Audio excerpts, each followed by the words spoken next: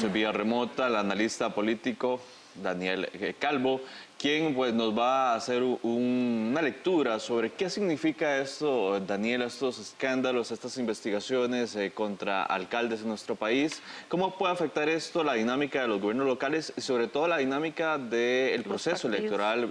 municipal que pues, desembocará en las elecciones del próximo 2 de febrero del año 2020? Buenos días, Daniel. Muy buenos días, amigos. Sin duda, yo creo que tiene serias implicaciones en razón de que nos encontramos prácticamente a la vuelta de la esquina de las elecciones municipales. Recordemos que el calendario electoral, según el Tribunal Supremo de Elecciones, inicia oficialmente a inicios de octubre, pero que ya dentro de los diferentes partidos se encuentran sondeando candidatos, posibilidades de gente que tenga interés en ser representada en un futuro gobierno local. Y la imagen de los gobiernos locales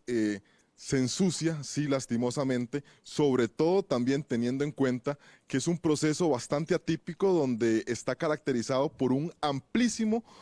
abstencionismo que ronda aproximadamente el 70-74%. Y esta serie de acontecimientos, sin duda, pues no colaboran a que hayan mayores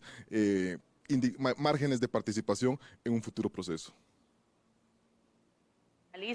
Decíamos también en un inicio que esto afecta bastante lo que es la imagen de los partidos políticos, ¿verdad? Y es de ahí donde deben empezar ellos, si alguno de los alcaldes es investigado o incluso cesado del cargo, que es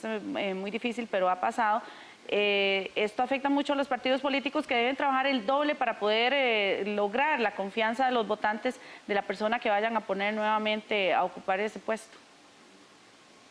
Así es, y también con un tema de que debemos recordar, y valdría la pena pues hacer un estudio ya cuando tengamos los candidatos oficiales, que los puestos municipales son de una repitencia muy grande. Yo creo que también podemos identificar muy fácilmente casos de personas que se encuentran en el poder por más de 3 periodos consecutivos, inclusive más años si sumamos cuando no existía pues la figura de la alcaldía y eran ejecutivos municipales.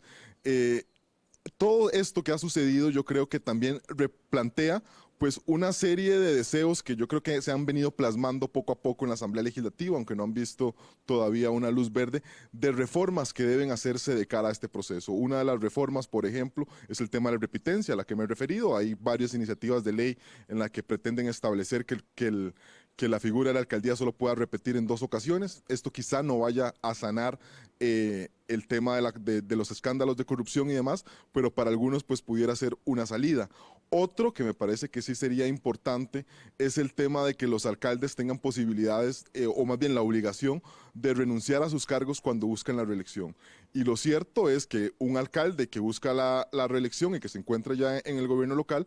utiliza así su plataforma de la municipalidad para intentar granjearse los apoyos posibles. Y ahí, en muchos casos, en casos de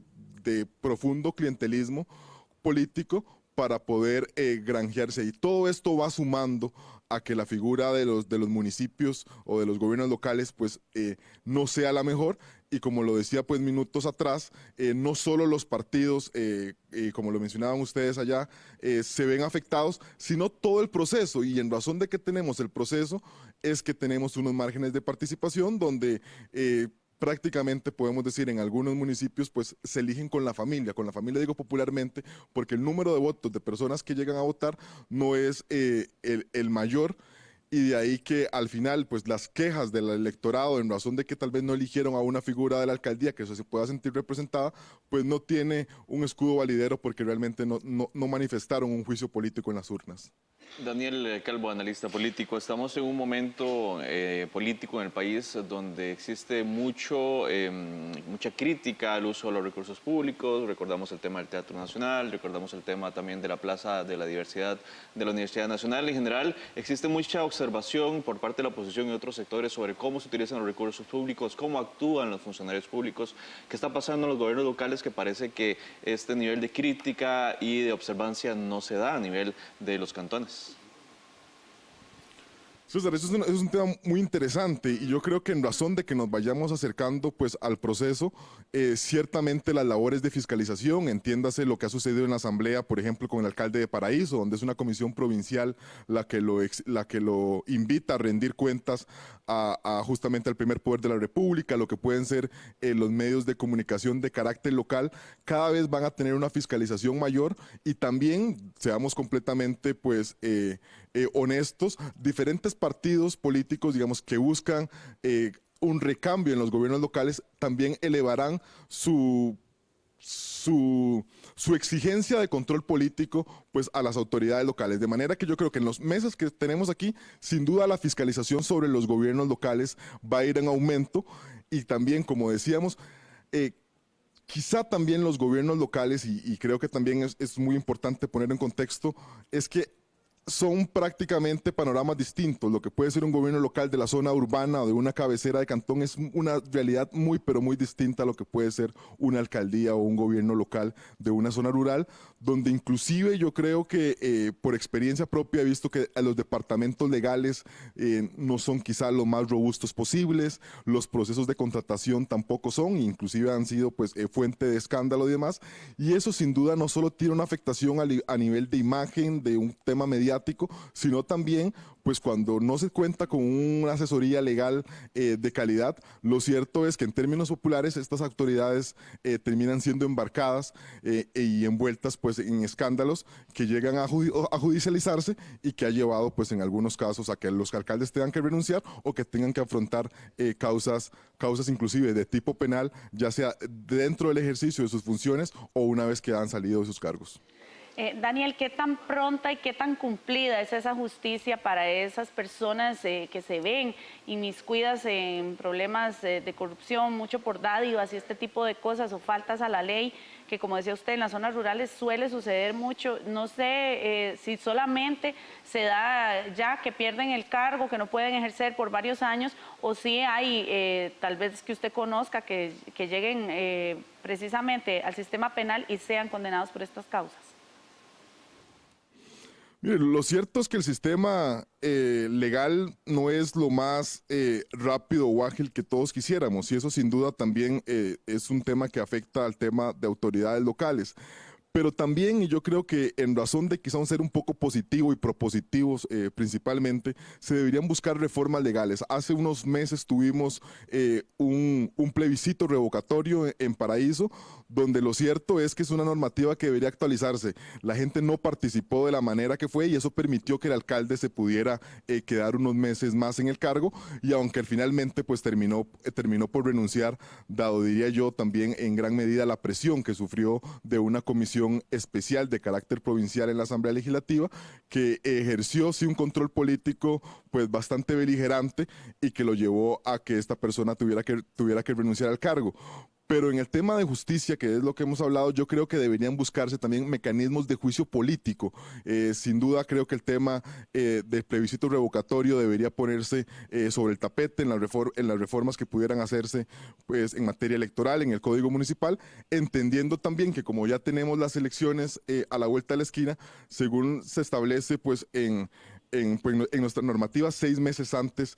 se complica, pues por decirlo así, la forma de hacer enmiendas legales de este carácter si no tienen pues un visto bueno el Tribunal Supremo de Elecciones.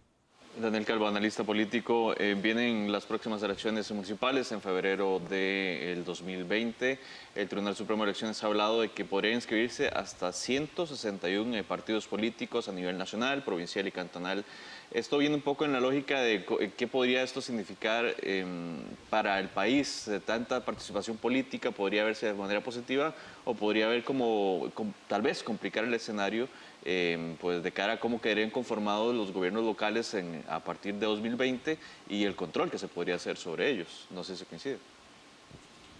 César, vivimos tiempos de fragmentación. Creo que la creación de un partido político en nuestro país, para bien o para mal, según la visión que uno pueda llegar a entender, creo que los requisitos son bastante simples, sobre todo si uno quisiera montar un partido de carácter cantonal. Ya puede existir un partido también de escala provincial, que es decir, que un gobierno local, un partido, participe en todos los municipios de esa provincia. Pero lo cierto es que vamos a ver, surgimiento de nuevas agrupaciones es principalmente de carácter local. Eso yo creo que pudiera pasar una factura sobre los partidos tradicionales, que ahora los hablábamos al inicio de la entrevista, que sin duda pues ya tienen un lastre, sobre todo con las figuras que se han visto implicadas en los últimos días. Y eso también nos llevaría a que esos partidos pues puedan tener resultados no tan favorables como los que han tenido. Recordemos que las elecciones municipales prácticamente se han estado muy concentradas en una agrupación política, específicamente el Partido Liberación Nacional, que concentra, me parece que son 51 gobiernos locales, y entonces ahora pudiéramos tener nuevos actores ahí. Y quizá también sea bueno ir perfilando lo que podemos ver en este proceso. Y en este proceso lo que vamos a ver son experimentos que ya hemos venido viendo en algunos cantones, como gobiernos coalicionales, donde es decir, varias agrupaciones se unen para impulsar un mismo candidato. Y yo creo que ahí los partidos políticos están en un proceso de reflexión para hacer todo esto, porque están conscientes que esa fragmentación va a o podría afectar sin duda mucho pues la gobernabilidad que se tenga que ver pues a nivel de los gobiernos locales, entendiendo también su convivencia con el tema de consejos municipales.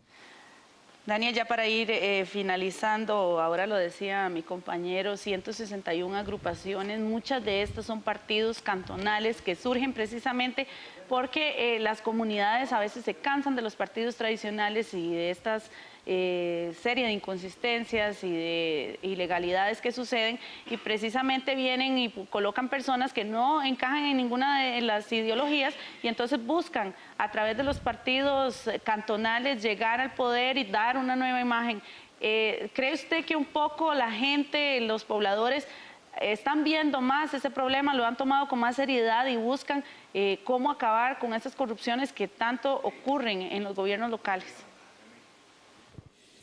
Yo no generalizaría que las corrupciones solo suceden pues en los partidos, por decirlo, de carácter tradicional. Yo creo que pudiéramos buscar casos también de agrupaciones de carácter local que tal vez no han hecho de alguna mejor manera su paso por una municipalidad. Pero lo cierto es que no solo la ciudadanía se cansa de estos partidos. También hemos visto, y yo creo que lo seguiremos viendo ahora en este proceso municipal venidero, como también candidatos, hoy son candidatos de un partido político y de un momento a otro son candidatos de otro partido político de un carácter local, y quizá también eso lo hacen de manera de quitarse los lastres o el peso que ya acarrean ciertas agrupaciones. Eso es algo que me parece seguiremos viendo, no sé si será lo más sano posible. Pero lo cierto es que son temas importantes en el que la ciudadanía no solo debe buscar, yo creo que el carácter de partidos, inclusive recordemos que la reforma que se hace de pasar las elecciones municipales a medio periodo va en esa línea de que, digamos, de que no haya una teoría de arrastre, de que el partido pues, que gane una elección pueda tener un arrastre sobre las elecciones municipales. Y el electorado yo creo que cada día más va buscando temas puntuales, muy propios de su realidad